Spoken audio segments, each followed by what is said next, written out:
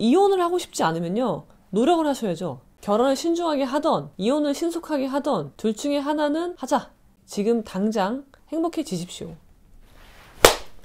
예, 여러분 안녕하십니까? 오늘은 즐거운 토요일입니다. 한간에서 저보고 이혼을 조장한다, 이혼 전도사다 라는 말이 떠돌고 있는데요. 사람을 이렇게 띄엄띄엄 보면 안 되죠. 저는 결코 이혼 전도사가 아니고 여러분들 각자의 행복을 위해서 조언을 아끼지 않는 사람이죠. 그러니까 엄밀히 말하자면 저는 이혼 전도사가 아니라 행복 전도사인 거죠. 일례로 저는 여러분들에게 결혼을 신중하게 하라고 말씀드리죠. 그리고 이혼은 신속하게 하는 것이다. 재혼은 어떠냐? 재혼은요, 더 신중하게 하는 거예요. 그리고 재혼 이혼은 더 신속하게 하는 겁니다. 3혼이야? 그럼 거기다 더를 하나 더 붙이면 돼요. 3혼은 더 신중하게 해야 되고요. 3혼 이혼은요, 더 신속하게 하는 겁니다. 근데 그게 왜 그러는 거예요? 제가 왜 결혼을 신중하게 하라고 하죠?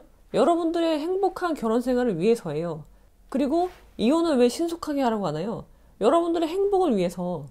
근데 여러분들이 행복해야 여러분의 자녀도 행복하지 않겠어요? 그러니까 제 말을요, 머리를 써서 제 말을 들으시면 제가 이혼 전도사인지 행복 전도사인지 아실 수 있을 겁니다. 결혼을 신중하게 하지 않아 놓고 이혼도 신속하게 하지 않으면 어떻게 되는 거예요? 불행한 거 아니에요? 둘 중에 하나는 해야 될 거 아니에요? 둘 중에 하나. 결혼을 신중하게 잘 하던가, 그러면 이혼할 일이 없겠죠.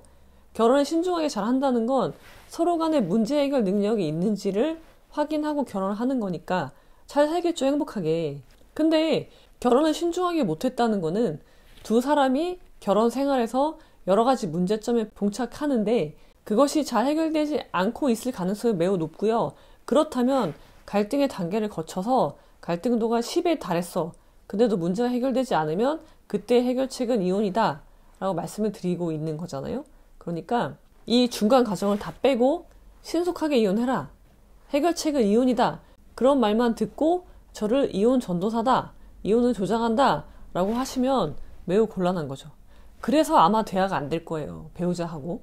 그래서 여러분들 제 말이 이해가 안 된다거나 제가 이혼 전도사로 보이는 분들은요, 잠깐 생각을 멈추셔야 돼요. 생각을 멈추고 내가 왜 이런 생각을 하게 됐는지, 혹시 나의 사고력에는 문제가 없는지를 점검해 보셔야 되는 거죠. 그걸 점검해야지 내가 배우자와 어떤 갈등이 있는지를 알게 돼요. 근데 아마 대화가 안 되는 게 갈등의 원인일 거예요. 그럼 나는 왜 대화가 안 될까?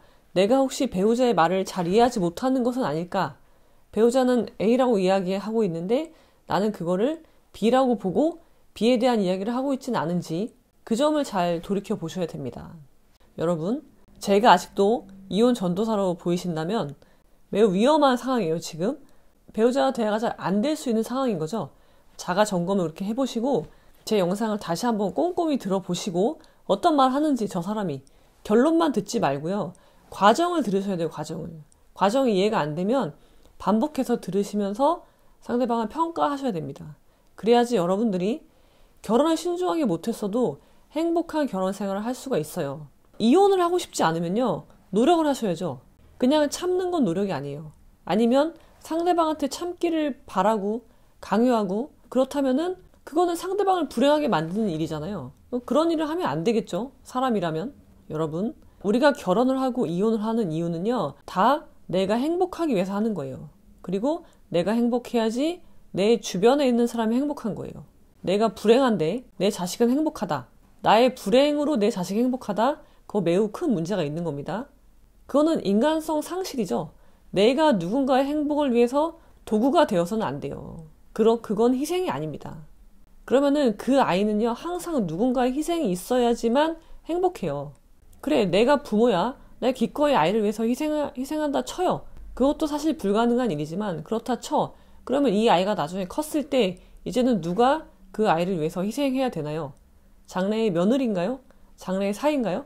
그렇게 다른 사람한테 고통을 주면서 행복을 느끼는 관계를 만들지 마시고 여러분이 먼저 행복하시기 바랍니다. 그리고 행복한 선택을 해 나가시는 거예요. 우리 삶은 불행이 아닙니다. 만약에 여러분의 삶이 불행하다면 그것은 인생 자체가 원래 그런 것이 아니라 여러분이 그 불행을 선택했기 때문이에요. 그리고 제발 부디 여러분 스스로를 비극적인 드라마의 주인공으로 만들지 마시기 바랍니다. 비혼의 여주인공, 비혼의 남주인공이 돼서 울고 있지 마시고 지금 당장 행복해지십시오. 그리고 이혼에 이르고 싶지 않으면 노력을 하세요. 가장 좋은 노력은 뭐예요? 결혼을 신중하게 하는 겁니다.